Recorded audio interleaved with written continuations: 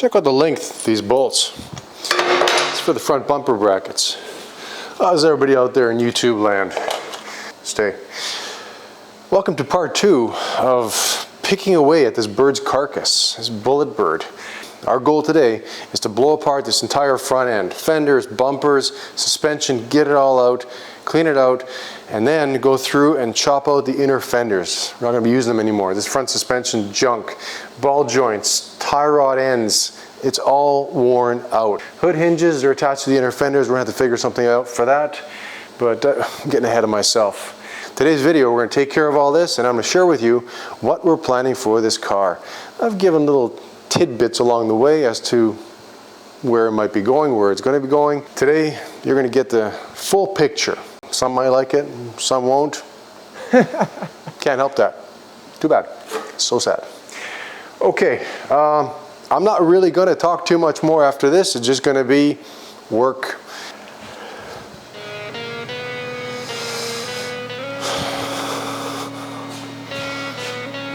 I had my Wheaties this morning, but I still don't think I can handle this monstrosity. Nope. I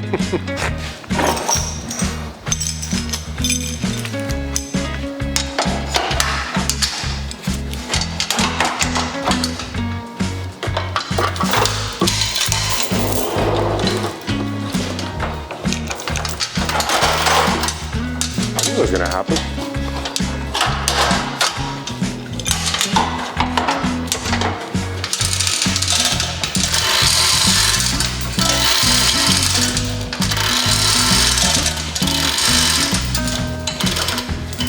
This chrome is in really nice shape, so we're going to look after it.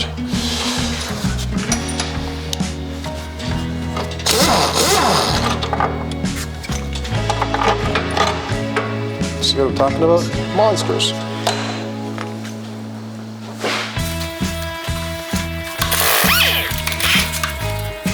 This might be a very long video. The nut for that bolt is on the inside of the frame rail. Never get to it. Gotta cut it.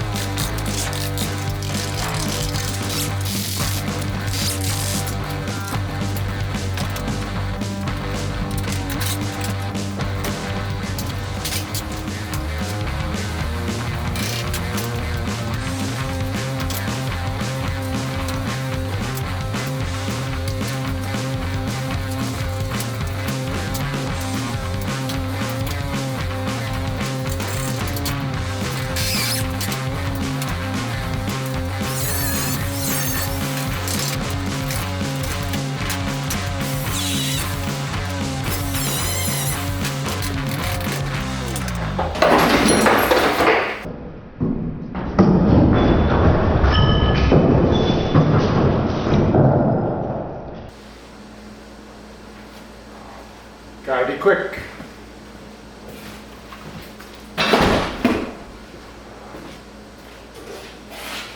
There's the fuel line right there. Wow. She's rusty.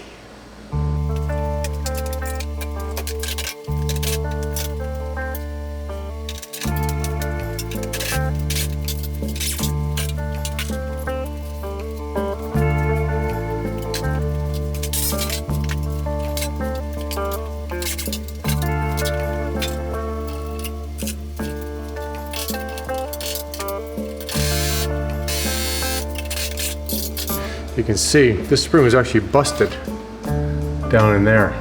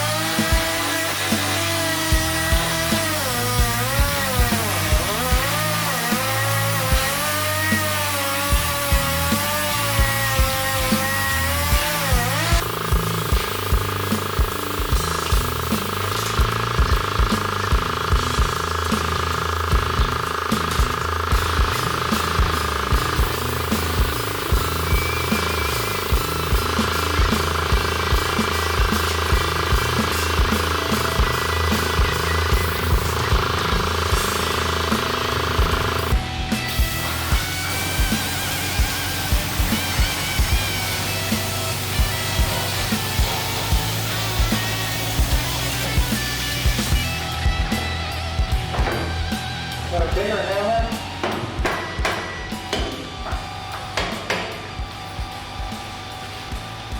Oh, I got it. Give me a bigger hammer, yeah.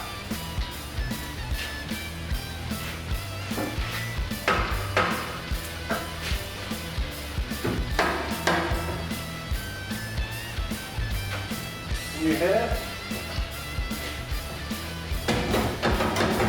Oh, here we go.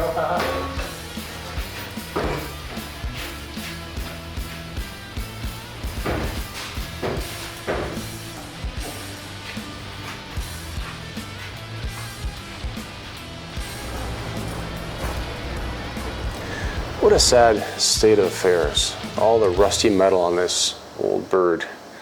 But I promise you, things are going to get a whole lot better with this,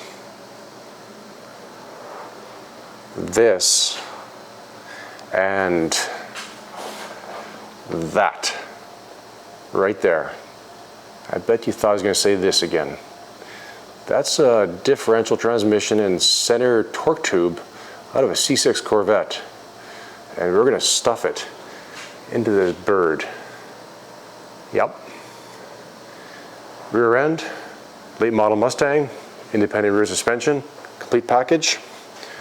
Just bolt it in, done. And Crown Vic, independent front suspension. So what essentially we're going to do, before I get to that sketch right over there, is turn this turd bird into the sports car that it should have been back in the day. Ford was on the right track when they developed and built that fun little 55 Thunderbird. And then things kind of went off track and they turned it into a family car. Well, we're going to take this Bullet Bird back to its roots and make a really fun two-seater sports car out of it. People pay a lot of money for that tonneau cover that used to cover up the back seats, just to conceal them and create their own two-seater out of a four-seater, one of these things. Well, we're going to make things more permanent. We're also going to take that top and bring it down a little bit. Not much. Doesn't need much. Just a tad. And that back roof configuration, it's way too squarish. So we're going to fastback it. There's a car, I guess in '63, a concept car called the Italian. And they were playing with the concept of a fastback. Well, we're not going to copy that one, but we're going to do something along those lines. It's not going to be a true fastback with the glass going all the way to the back. Just, you'll see. I've got a sketch right over there. But that's what the plans are for this car. When it comes to the mill, the power plant, the thing that's going to make this thing go, we're keeping that original 390. We're going to clean it up, spruce it up, hop it up a little bit, get rid of those brutal exhaust manifolds. We'll get to that later. Going to really help this engine breathe. And we're going to mate it up using an adapter plate to the front of that right there, torque tube. So this, for people that haven't recognized it, is a T56. It's a 6-speed manual, which will help with the miles per gallon for that engine there. Make it a little more fuel efficient. This is going to be an epic build in the sense that we're not only dealing with cosmetic changes up here, we're dealing with suspension, driveline, engine, the whole package. Let's go take a look at the drawing, the conceptual drawing. And that's a conceptual marker stick, broom handle. That's indicating where the axles, the half shafts, correct word is half shafts, are going to end up. And as you can see, we're a little bit far forward, but I think we're going to take that engine and slide it back in the body. Help the balance of this car. That's why Corvettes have their transmission at the back. Try to get that 50-50 weight proportion. Right now, more than half of this engine sat ahead of the front axle. They had to increase cabin space for the occupants. You have more than 2 people in there. So take that engine, slide her back a bit, make any modifications we have to in that area. That's trivial compared to this other stuff. Just massage it a little bit. will help us move this marker stick rearward about 2 inches, which will help line us up with what we need to do for the rear end there. Now let's take a quick look at the concept, what we're planning for the custom touches on the body. So that's a fastback Mustang, that's a coupe, that's not what we're building. You see how much shorter it is than the original? Right there. That's what she's going to look like, at least for now. There might be some slight changes here or there, but as you can see, we've taken that roof and pulled it back. It's very boxy, very squarish, very high. So we're going to bring it down just that much. Bring it down. Windshield, we're going to rake it back just a little bit, because from the original you can see it's a little more upright than what we have here. Now when it comes to these gills here, these gills on the door are what inspired that. We're going to pull them ahead and increase the height right there. Just move things around. As for these gills, we're going to delete them. They're not, there's no reason for them to be on the door. Are you venting the door? Usually you have a gill or something, opening a vent, engine vent, get the hot air out, brake vent at the back, whatever. Why would you put them on the door? Not sure. So they're going to be eliminated. Keep the bumpers. The chrome on this car is really nice, so we'll get a lot of the chrome back on. It's all there. I've checked. Unlike the 56 where we were missing more than half the chrome, this is all here. So there we go. Alright guys, so I hope you enjoyed this episode on more disassembly and this taste of where we're taking this old Thunderbird. And as for how long this is going to take, it's going to take as long as it needs to take. There's a lot of stuff that we have to still figure out. As you can see, nothing's definite yet. We're using broomsticks for markers, but this is just a quick initial layout. This front assembly needs to slide back. There's a bracket in the way. There's a lot more trimming that has to be done. All that stuff stuck onto those frame rails has to be peeled off, cleaned off. All of this has to be disassembled yet. Interior has to be disassembled. We still haven't gotten that far. Been very busy with everything else. There we go. So somebody mentioned that this dash pad has been replaced because the quality of it after this many years is pretty darn good. It's still intact for the most part. There's a little bit of stuff coming down there. The interior, we're keeping it, just clean it up. It's a survivor. There's one spot on the center underneath when the door panels are cracked. We have to figure something out for that. But the console in the middle has some damage on the trim in this part here. So we'll have to either hammer that out or it might fall where the shifter is going to come up through. We'll see.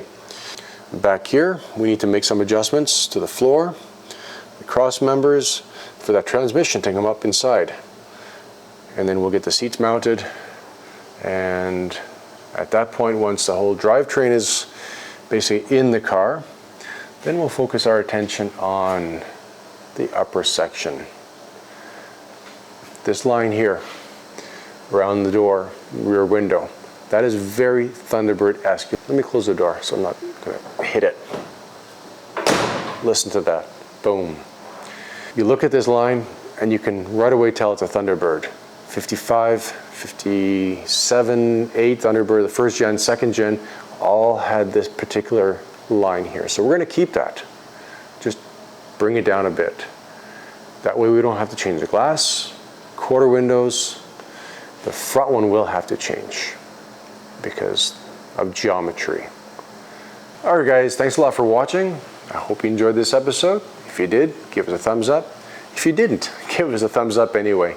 We'd really appreciate that. And if you happen to stumble across our channel, mash the subscribe button and that little bell. That way you get notifications next time we got a video on this epic project. It's going to be a little bit of something for everybody. Till next time, take care guys.